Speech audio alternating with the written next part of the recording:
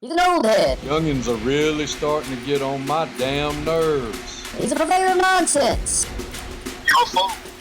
He's a Georgia high school coaching job influencer. His favorite Bible verse is, Jesus wept.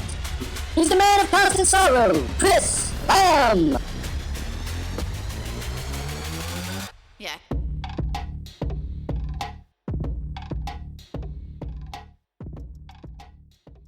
Sun Coaches is proud to partner with Titan Sports for the next 4 seasons on Sun Coaches podcast. Titan GPS delivers technological superiority and improved player performance through wearable GPS made for high school football and strength and conditioning. From speed training to athlete recruit to workload enhancement, Titan is the easy-to-use yet comprehensive GPS tool to get it done. There's no minimum to get started, and Titan will walk you through every step to success. Message us on X at Titan Sensor to learn more and get in touch. Sun Coaches Podcast, Season 4, and today we've got one of the legends of Georgia Southern, one of the last of the hard, retired from public schools. He's now the head coach at Stratford Academy, Coach Paul Carroll. Thanks for being on with us. I appreciate you having me. I really do. Well, Coach, legendary high school player at Hardaway High School. And who was your high school coach? John Drew. John Drew actually was my high school coach, and my linebacker coach was Leo Ellaby. So when you were coming up in Columbus, didn't you weren't you and Jeremy Williams and Dale McGee, weren't y'all all in the same, I know y'all didn't go to the same school, but y'all were in the same era, right? Yeah, we were. And actually, me and Jeremy grew up together, started playing baseball and football and all that together probably when we started at 7 years old. His dad and my dad were actually the coaches on the baseball team and the football team. And we all ended up playing over at Edgewood for Coach John Pate. And I ended up going to Hardaway, and Jeremy ended up, and Dale ended up going to Kendrick. And to be honest with you, I was living in Kendrick's district and probably should have went to Kendrick. It was either Kendrick or Carver, because I lived on the south side of town. And then, back then you had recruiting, and you still have recruiting going on. Right. That hasn't changed. It's just the exposure. No doubt. You're exactly right. That's something me and DT always talk about. He's like, my daddy played at LaGrange at Troop back in the 50s, and they were recruiting back then. It hadn't changed. You just have internet now. You're exactly right. You got these phones and internet and so forth, but it was a good time. I mean, me and Jeremy had some good ball moments together, and actually when we were at Edgewood, I think we had at least 7 to 8 guys on that team that went and played football in college. So you just didn't play football in high school though, right? No. I played baseball and I wrestled. Yeah, back then everybody did a little bit of everything. You didn't have these one sport majors like you do these days. Well, I thought I was going to be one of those, baseball players that was going to go to college and have a chance to play. But when you only bat not even 300 in high school, that's not real good. And I think that's the only people that offered me to go play was CVCC to play baseball, and I didn't get any football offers. So, but I decided to play football instead. Well, considering you knocked the taste out of somebody's mouth, I think you did the right thing. So you went to Georgia Southern, correct? I did. I went to Georgia Southern and stayed there as long as I could. I enjoyed the years at Georgia Southern. I think I was there probably. I wasn't one of those guys that would probably go sit in the classroom all day, to be honest with you. I wasn't, what do they call it? A straight A student, I guess you would say. But he ended up graduating, ended up getting my master's degree, and I had a good time there at Georgia Southern. Well, there was a bunch of y'all that played that went on coaching, wasn't there? Yeah, there was. You had Isaac Farrell, you had Nick Davis, you had Scott Chafin, Danny Britt. You had all those guys, and right now, most of them are all head coaches somewhere right now, winning a lot of ball games. Franklin was with y'all? Franklin Stevens. Yeah. Mm-hmm. Yeah, I remember watching y'all play. I was one of the sit up in the stands and vaguely look out over the field when I was coherent enough to see what was going on. And y'all watch y'all get after it before the dean of students politely asked me to leave and never come back. But I played a little bit way too much when I was down there and didn't really do the school thing. But so you knew you were going to be a coach all along, or did you go to school to do something else? No, I knew right off the bat that you know that I was going to either play the game for a long time or I was going to coach it. And being 5'11", 200 pounds and run a 4.9 40, I knew I wasn't going to be playing it too long. You know what I mean? Yeah. So decided to go the coaching route, and it's kind of in my family. I mean, not the coaching, but the playing. My real dad was an All-American running back at Elon College, and he actually still holds the record up there. I think he does. He had 298 yards rushing in one game, and just decided to stick with it. I knew it wasn't, but I consider myself a decent coach as far as knowing football. And I'm not saying that to be cocky, but that's about the only thing I know is football. Right. So what was your first job out of college? First job was Tifton with Coach Winsley. Papa wins. Yeah, Papa win. I tell you, we had a heck of a coaching staff. We had, Mike West was there. Glanton was there, Tim Glanton, Charles Anthony, Coach Barton, Scott Chapin. If I'm not mistaken, I think out of the 12 or 15 coaches that we had on staff, there was probably about 20 to 30 state or national championship rings that the guys had, and had an opportunity to learn a lot of football from those guys, and a lot of fun times. I'm telling you, we made that run, in '97,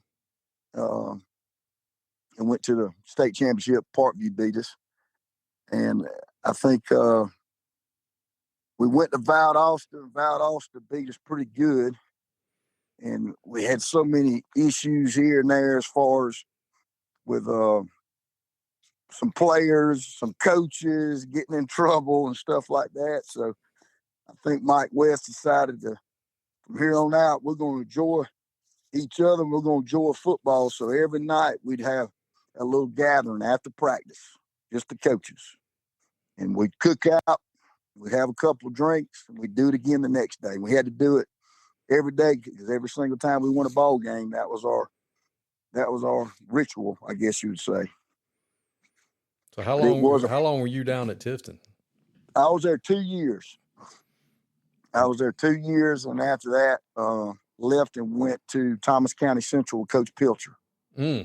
Legend. Yes. Another legend. I'm sorry, I meant another legend. Yes, and I had an awesome time down there. I stayed there 2 years. To be honest with you, if I was married at the time, I probably would have stayed at Thomas County. That's just an awesome place now. Thomasville is a good little town. At the time, I was single, and I was driving up and down the road, going to see my ex-wife, I guess you'd say. But if I had a family and stuff like that, I probably would have stayed there the rest of my career. Well, I know this podcast, this interview is about you, but I don't take time to talk about Coach Pilcher a little bit. I lived with Milton Miller's son at Georgia Southern, Matt. Milton and Coach Pilcher were big buddies. Right. I got to meet all of those guys and they kind of adopted us. And I remember one year being at the clinic, and me and Kevin Stevenson were kind of just hanging around the bubble, and Coach Pilcher waved us over there. And we ended up staying at the table with him and Milt and George Spencer and Roger Holmes. I mean, just all these legends. And Coach Pilcher was like, "Chris, why don't you younger guys, hang out with us?" And I was like, "'Cause you're Ed Pilcher? Because you won 9,000 games and we're just little Rudy Poos and we're morons and act like idiots when we come to clean. He's like, no, man, we're just regular guys. And he was. He was just a regular guy. Yes. You know, he just I wanted tell you to now, be one of the guys. I mean, now he worked piss out of you, but he was just a regular dude. I'm telling you, that was one of the things when I went down there. I said, you know, how they went, because they didn't have, you know, as you call them, 5 stars now. They didn't have any of those 5-star guys. They had a trigger man, don't get me wrong, and they had a couple fullbacks. But I'm gonna tell you, the mental toughness that he put those kids through, unreal. I mean, and when we stepped in, I stepped in that first day in the weight room, and they were doing 40 stations. And I still try to do it now. You know, it's hard to do it with these youngins nowadays. You know that. But I still try to take that mental toughness that he did as a coach and just see what we can do with it. But it was unreal the way he got those kids to play hard. So where'd you roll to after Thomas County Central? Went with Devo. Okay. Up in Griffin. All right. Well, that rolls into what he said when I talked to him the other day. He said he had better football athletes at Griffin, but he said when he went to Cairo, the kids were better football players. That kind of piggybacks off of what you just said about Thomas County Central kids, that they were just South Georgia kids a little different. They are. And not necessarily better, just different. It's just different. I mean, that's about all they can get into, I think. You know, times have changed. Don't get me wrong, but you know, when I was down there, that's all they thought about was football. And there ain't nothing in Thomasville. It ain't like there's a mall. No, and then you had Oclotney, and you had Pavo, and you had other little places that those kids came from, and all they knew was football. That was it. So you went to the big city up and coached linebackers with Devo to start off with. I did. Went up there and coached linebackers, and y'all had a staff too. Yeah, we did. Had old. I don't know if you remember old Ricky Herzog. Mm-hmm. He's an older coach. He was with Boots Donnelly, if I'm not mistaken, up at Middle Tennessee at one time. And heck, I don't know where he's at now, to be honest with you, Coach Herzog. One of the stories he told me, he said that he said, Coach, you know you get it bad when you know, I like kind of putting a little money on some football games here and there. And he said, but when I'm at halftime and I'm starting to look at my sheet and they start announcing Alabama, Georgia game, the Auburn, Mississippi game, and I'm losing, I'm mad because I'm losing during halftime of the game. Yeah, and I said, oh, okay, I got you. Losing focus a little bit. There ain't no doubt. Or you have a different focus. So how different were things at Griffin? Like, because you were at Tifton and Devo was younger. I mean, y'all were basically contemporaries, and you went from working working. Me and Devo knew each other in high school, and I know he was over at Robert E. Lee, and I met Devo because my best friend in high school, his cousin played at Robert E. Lee, Bubba Longrear. So I ended up meeting Devo when he was in high school. And we'd ride up to Robert E. Lee and kind of go out at night and stuff like that with them at times, because it wasn't probably about 35, 40 minutes, you know, from Columbus. And then we went to Devo, hired me, and you know, everybody said, man, it's going to be tough there at Griffin. It's going to be tough. I'm going to tell you what, those kids at Griffin, they worked their tails off in that weight room now. I think it was 5 or 6 weight room classes and never had any issues whatsoever. Those kids would come in, they work their tails off. Heck, I got this one from Coach Bob Griff, who was at Effingham. I did my student teaching under him. Really? Yeah, I did. Another legend. And I know his rule was if you didn't dress out for weight training, what you had to do was walk the whole time with a 45-pound plate right outside the weight room. And I kind of did that at Griffin too. Didn't have any issues whatsoever. Kids didn't dress out. They got out there. They walked with a 45-pound plate the whole period. That cures it. Yo, it does. They gonna dress out. They dressed out after that. I promise you. Well, it's funny how a lot of places like that, where the outside perception of what kind of kids you got, and when you're the weight room coach or football coach, you're like, well, they don't cause us no problems because they're doing what That's they right. like to do. You know. Well, like I tell teachers all the time, I understand it's a different environment. You know, I don't know if I guarantee you I couldn't go in that classroom and teach them A squared plus B squared equals C squared. There's no way. But in the weight room, it's a different environment, and a lot of them want to be in there, and a lot of them will do what you ask them to do. And they're doing something they're good at. That's right. That's right. People say, what'd you major in high school? Lunch and PE. I mean, that's the two things I was good at. You know, it's not. You know, most kids are like that. They're going to do. You know, they'll be good at what they're good at. Well, it's just like, you know, everybody, well, you got a PE degree. Yeah, I got a PE degree, but I'm probably about 10 hours or 12 hours away from being a dang nurse. Or a physical therapist. With all those classes you had to take, anatomy, kinesiology, and all those things. Oh, yeah. And I don't know how I got through them, but I did. I found a way. So how long were you at Griffin with Devo in that bunch? Because y'all had some dudes there. Yeah, we did. We actually, I coached one of the linebackers. He ended up going to Clemson, Darnell Clark. I stayed with Devo, if I'm not mistaken, it might have been 2 years or 1 year. I don't know, because that's when it was time for me to get back home. Coach Jones offered me the defense coordinator job at Northside Columbus. And it was an opportunity to get back home and start a whole brand new program as a defensive coordinator. And I'm telling you now, that was fun now. From the ground up, all the sports, you know, I was the head golf coach, and I was the head wrestling coach and defensive coordinator. And it was a good time. All the coaches were on the same page. Y'all opened that school, didn't you? We did.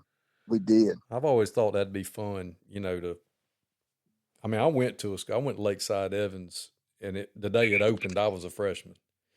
Right. So I went to a school that I wanted to go to Evans, but I lived on the wrong side of Washington Road, so that didn't work out. So, right. You know, if we lived on one side, you went to Lakeside, and if you lived on the other side, you went to Evans, and if you lived out in Harlem, you went to Harlem. And that was before there wasn't no Greenbrier, and there wasn't no Grovetown like there is now. That's just what there was. But I was like, well, I went to a school that started from the ground up. I wouldn't mind coaching at one brand new. I bet that was fun to do. It was. Now, I mean, all the coaches, you know how it is nowadays. You got everybody wants to specialize in this, specialize in that.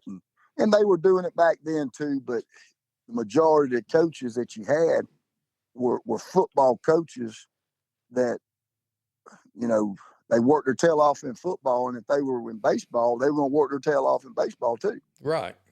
And you know, we tried to make sure we kept all our kids involved with something. Like, I think wrestling wise, I had like 35 wrestlers, and they were all football players.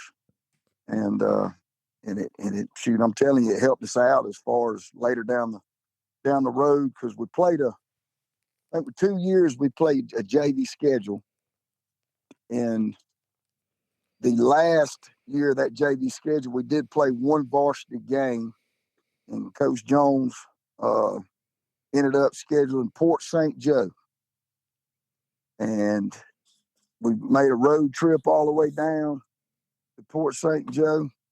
We got on those Greyhound buses, we wore ties and suits, and we go in and eat a pregame meal at some little old place down there. And one of the ladies wanted to know where we were singing that night. She thought we was a dang choir. No joke now. Thought we were a choir. They were so well behaved. Yes. And they were so small. And they looked like you got to remember now, Northside Columbus was an engineering magnet. So, but we had some dang good kids on that team, and You know, it's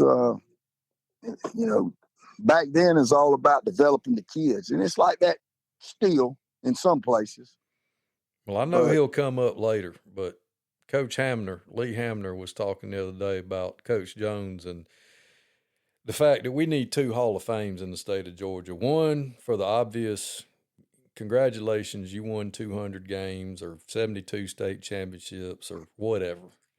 And then people for like Coach Jones who won a pile of games, but you talk about a great mechanic that took over some bad shops or started programs from the ground up. I mean, he's done it. Yes. He's won in places where no mortal man could go in and win, that's for sure.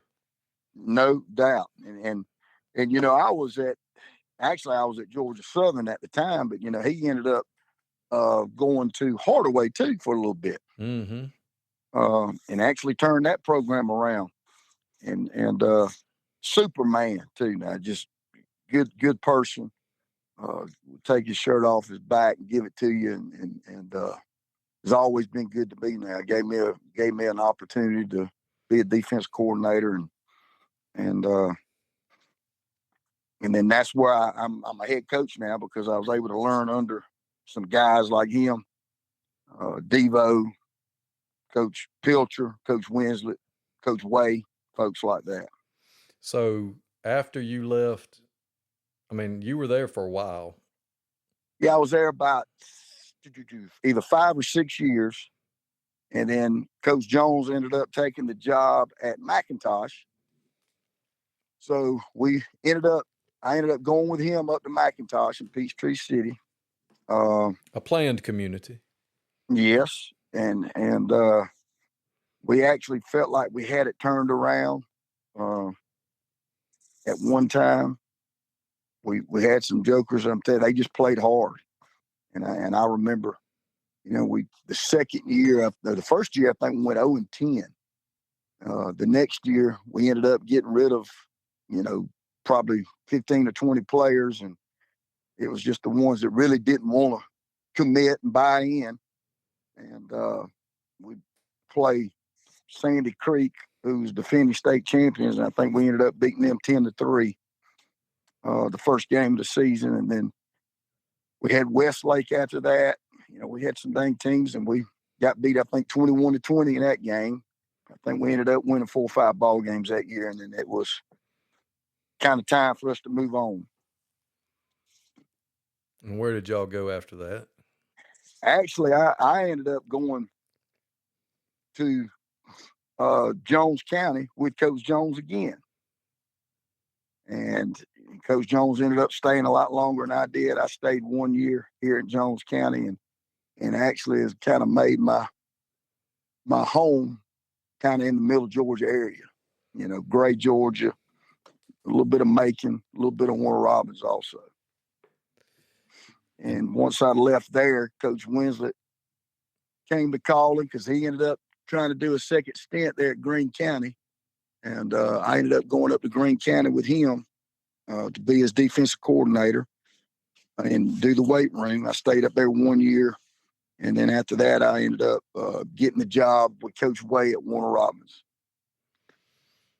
And that first year at Warner Robins, I thought they was about to fire me, to be honest with you. Because when you go in at Warner Robins, you better be winning. I think we went 3-7 that first year. And I've always been a 4-3 guy defensively. And we started out in a 4-3 and just didn't have I felt like we didn't have the players that we needed to be able to run the 4-3. And, I say that and people probably laugh, but, that the outsiders will laugh at it because a lot of folks don't understand what you have unless you're in the situation. You know what I mean? Oh, yeah. And they just see the name. That's it. And that was back when Northside was making their runs every year. So we ended up going to a 3-5-3, and I hadn't got out of it since. Well, talk about that Northside Warner Robins rivalry. We've heard some people talk about it from the Northside side, but that's something serious now. Oh, it is. That game It right is. there, that's the closest thing to an Auburn, Alabama game you can get in high school football, in my opinion. I've been It on the north is. side end of it. And I've told people, I'm like, listen, if you're at north side, you don't wear red. You don't have red solo cups after at the coaches get togethers when the wives get together. You don't have red cars.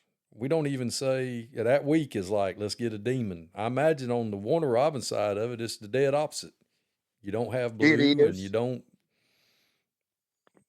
It's pretty neat. I tell you, and I had the opportunity to experience a lot of that because it was like that with Thomas County and Thomasville. Yeah. Same way. Same way. And then it was Warner Robins and Northside. And I tell you that just, coaching in that type of environment, I mean, it's a state championship type coaching deal. I mean, that's what it is. I mean, you got, 10 to 20 something thousand there watching the ball game. And it's very electric, I guess you would say. And then the next one is, heck, this FPD Stratford is the same way.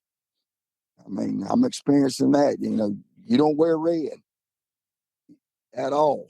And You just don't. no, you don't. If you do, somebody's gonna say something to you about it. Well, and you got to coach for Coach Way, who's one of the best humans probably in our business, or that was in our business. No doubt. I'll tell you a little story about him now.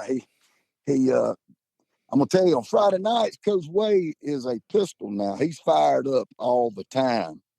And they get a first down, he'd come down on the sideline and why are we running that? Why are we running that blitz? Why are we doing this? Why are we doing that? Well, it get heated at times on the sideline. And we're actually playing, I think it was Chattahoochee. After they won the state championship, they were defending champions, and I think it was in the second round. Well, they were averaging like 50-something points a game. We had to go up there. And I told the players, I said, guys, I need your help, because the week before we played, I think it was Lakeside Evans, and we struggled a little bit what they were running offensively. I think we won, by a touchdown. That was it. It wasn't. It was a very close game. Well, we're playing against Chattahoochee, and usually Coach Way don't come to the defensive meetings now. He lets you do what you got to do. And but that week he was in there a little bit, kind of. He said, what you think? We're going to be able to stop them? I said, Coach, I don't know. I mean, I really don't know if we're going to be able to. He said, well, we're going to have to now. I said, well, so I went and talked to the players. I said, guys, I need your help. I said, we've got to shut them down now. Well, then we started playing on the sideline. They get a first down. Well, I'm raising hell because they get a first down. He comes up to me and says, don't be raising hell at defense. They playing good. They playing good. I said, God damn, Coach, I ain't never heard that from you before. He said, no, you're fine. They're okay. And I think we ended up winning. It might have been 14-3 or something like that. And they were averaging 50-something points a game, but it was an adventure. Now we had some good seasons there, and I enjoyed coaching with Coach Way. And I still I talked to all those coaches that are still living, and I hate the fact that some of them are no longer with us now. And but we're still trying to coach the way those guys coached. So is that when you left there? Is that when you got your first head coaching job? Actually, when I left there, I ended up going to Howard with Coach Hester. Coach Hester hired me actually to be defensive coordinator, and he was there for 1 year, and then he got the AD's job in Bibb County. When he got the AD's job, I ended up just stepping in and taking the head job there, and was there for I guess 5-6 years, something like that. Well, talk about what it was like when you finally got to sit in the big chair. I mean, we always think we're ready, and you did it for a long time before you took that jump. But are you really ready? No, I don't think so. The biggest thing is what I always look at is you better make sure you get good people that surround you. And that's the thing. I mean, I got two coordinators, I was able to hire Coach Hammer over there to run the offense. I was able to hire Coach Travis Reese, to run the defense, and me and him kind of ran the defense together. And I was just kind of able to just let him run it after that. And it's all about surrounding yourselves with good people. You got to have good folks as your coordinators and so forth. And we had a dang good coaching staff over there. And, had some good years, had some good players come through there. A lot of people say, well, that's probably pretty tough to go in there and teach over, in Bibb County or Howard. Well, not really. We had good kids, had good families, and they did everything we asked them to do. Had good support from the administration. I mean, heck, Dr. Smith, who was my principal the whole time there, she was wonderful. I mean, she supported us, and she would do anything we'd ask her to do. And we just kind of got in a situation where we lost a lot of kids when that COVID hit. Lost a lot of kids to the private sectors where I'm at now, to be honest. So you finally get to retire. I did, got to retire, got my 30 in, and now I got a phone call once that happened, and now in the private sector and enjoying it now. It's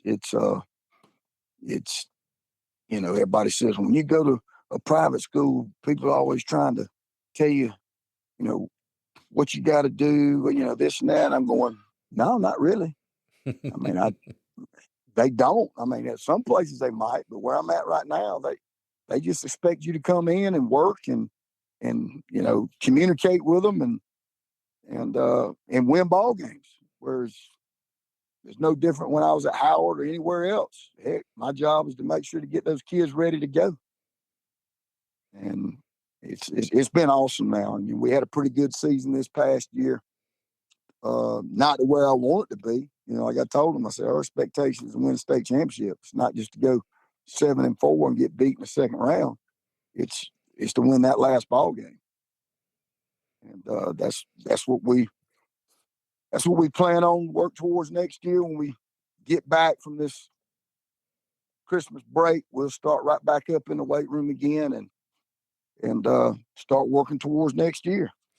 Yeah, when I was at Early County and coaching baseball, we used to come up and play Stratford. They had a baseball thing that they did every year, and I coached football and baseball, but we'd come up there and play a little baseball tournament thing they'd have, and I enjoyed coming up there and getting to know those coaches and getting to know those kids, and they're great kids. And I mean, it was good for my kids because they were a bunch of old country, rural South Georgia kids, and right. We'd come up there and it was nice, and it was a good little road trip for us, and it'd be us and Stratford and North Cobb Christian, and then there'd be somebody else would show up and play. And what's so crazy is the fact that, and this is kind of funny right here now. We have more kids over at Stratford right now that can catch a ball and run with it more than we had at Howard. How about that? Yeah. I mean, we got more athletic type kids. Now, we don't have a whole lot of linemen or linebackers. Right now we're playing with two linebackers at about 140 pounds. And they will try to hit you, but you know how that goes. Physics. Yeah, somebody keeps leaning on you that weighs 250, 260, maybe even bigger than that. You're gonna struggle there in that fourth quarter. And I think that's what got us a little bit this past year. Well, you talked earlier about learning how to develop them. So, I mean, you've got the pedigree, and you're just going to keep developing them. That's only, you know how to develop them. Heck, you've been around a long time. You got to develop them in that weight room. And that's something that was our main deal is getting them in that weight room. And they've increased quite a bit on their maxes and so forth, and feeling like they can compete. You know what I mean? Oh, yeah. And that's half the battle right there. Those kids know they can go out there and win a football game, even though you're weighing about 140, 150 pounds at a linebacker.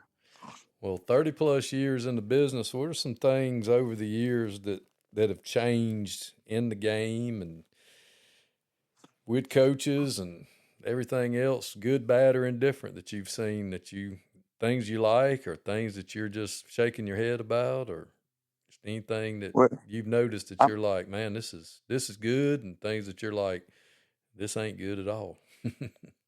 Well, I got to say the main one is not good at all is the freaking tackling.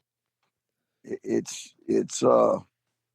absolutely ridiculous as far as I understand the safety of the game. I do, but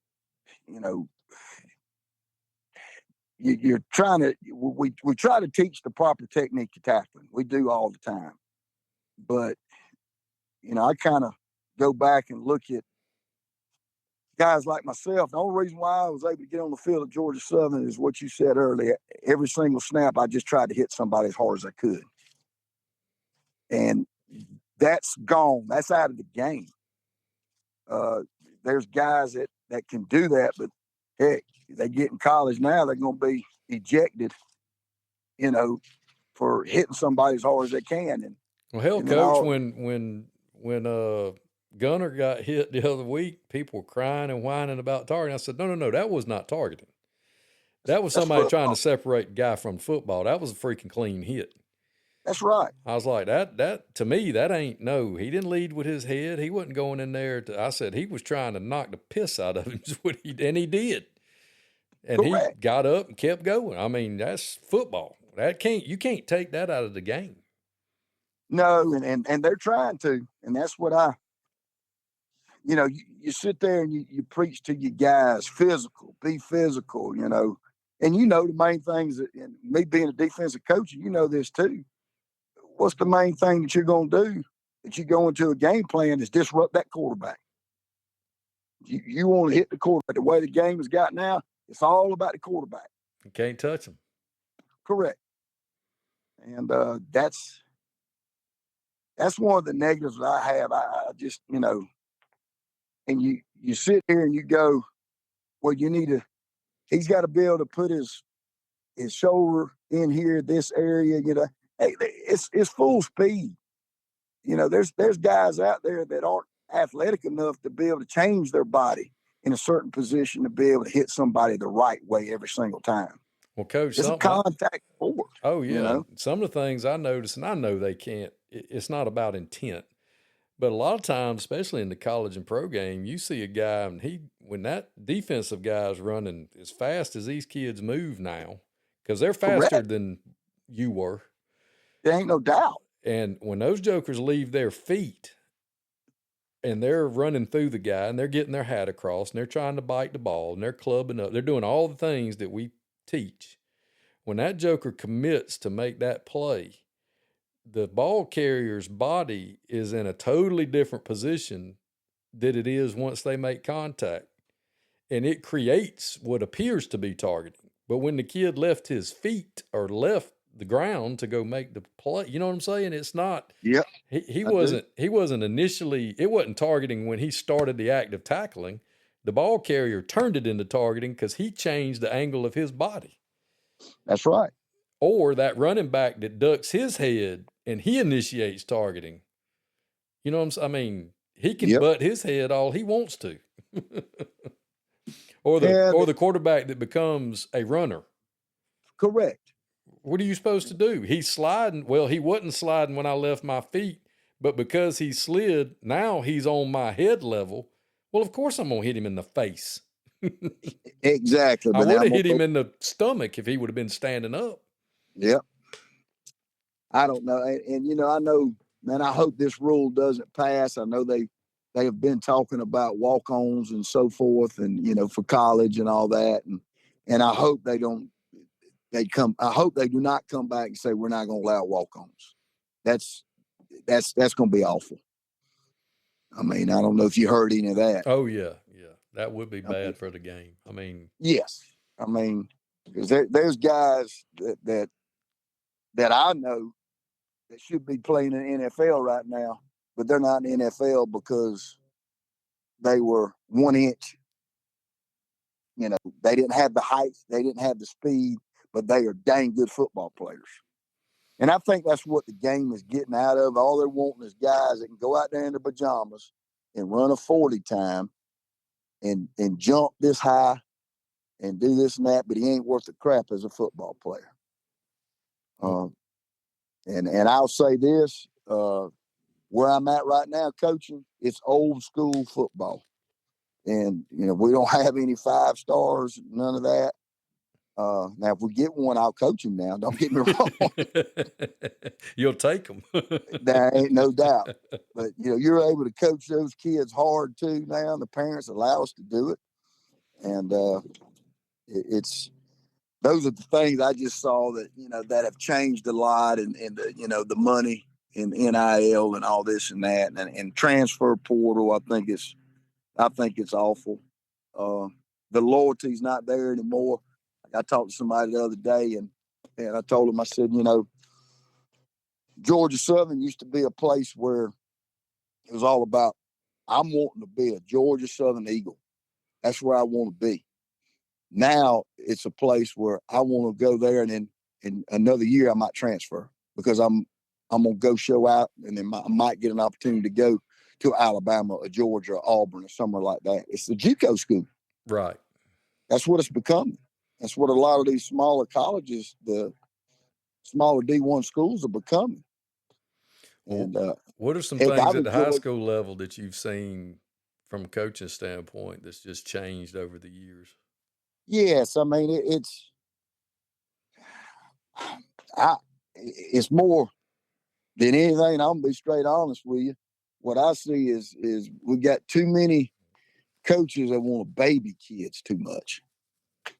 And you know, I believe in giving, you know, I believe in building relationships. Don't get me wrong, I do.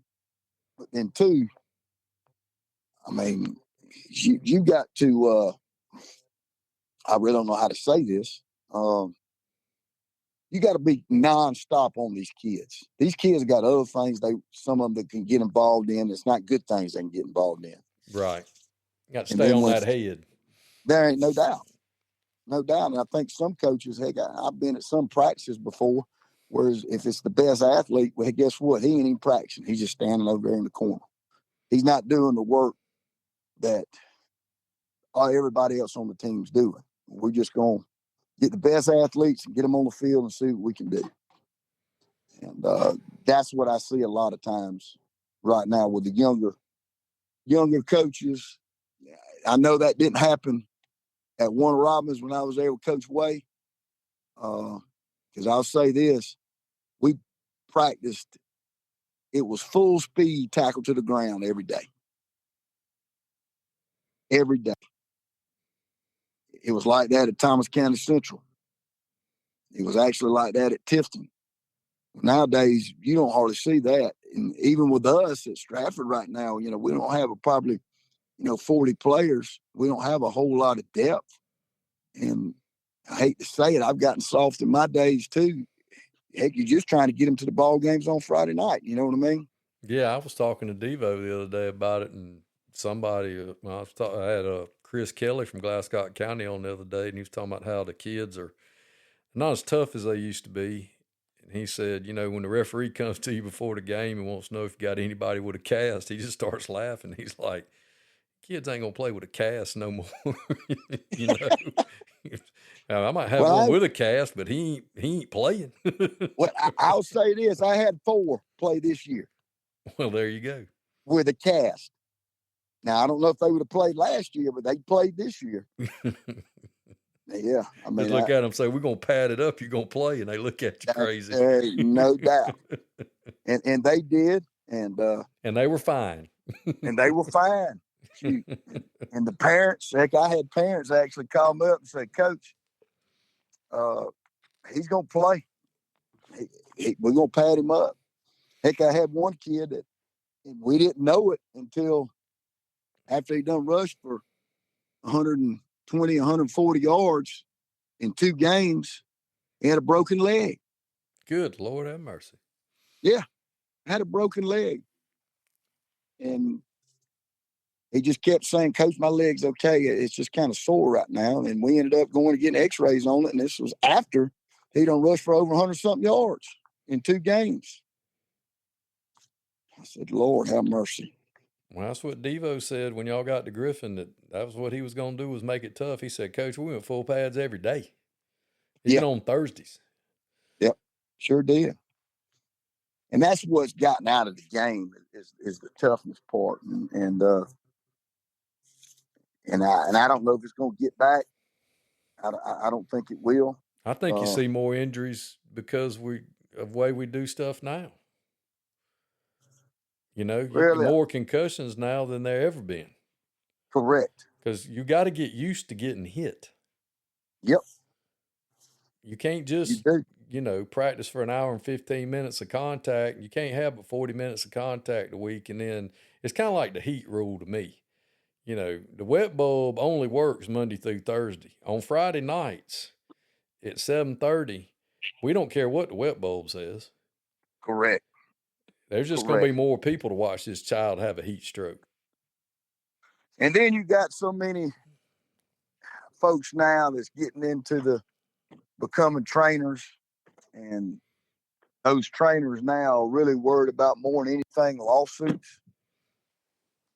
And they tend to not do what they're supposed to do. You know, their job is to make sure they're trying to get that kid back on the field. But a lot of them don't do that nowadays. Well, how about the personal trainers, the street committee guys these days that are coaching kids? How you feel about those guys these days? That's something new. That's something different. Okay. Only thing I have ran into it a little bit, and actually, this is a pretty funny story right here.